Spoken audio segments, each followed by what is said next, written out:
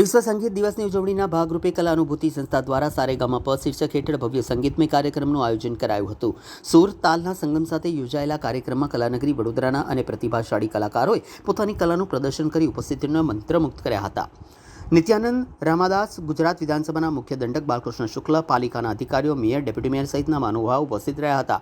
વરિષ્ઠ ધારાસભ્ય સ્વર્ગસ્થ યોગેશ પટેલને શ્રદ્ધાંજલિ અર્પણ કરી તેમની સેવાઓને યાદ કરવામાં આવી. કાર્યક્રમ દરમિયાન જાણીતા ગાયકો, સંગીતકારો સ્વરિત કેલકર, સન્ની જાદવ, જિગ્નેશ શાહ, અનુષ્કા પંડિત, ડૉક્ટર જનક જસાકિયા, કેતકી ગોડબોલે અને આરોહી ભાટિયાએ વિવિધ સંગીતમય રજૂઆતો કરી હતી.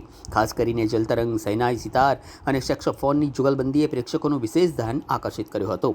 ઉપરાંત ફ્યુઝન સંગીતના ભાગરૂપે રજૂ કરાયેલા સુરતાલ ચક્રમાં તરાના શાસ્ત્રીય સંગીત અને પશ્ચિમી વાદ્યોના અનોખા સમન્વયે કાર્યક્રમને યાદગાર બનાવી દીધો હતો.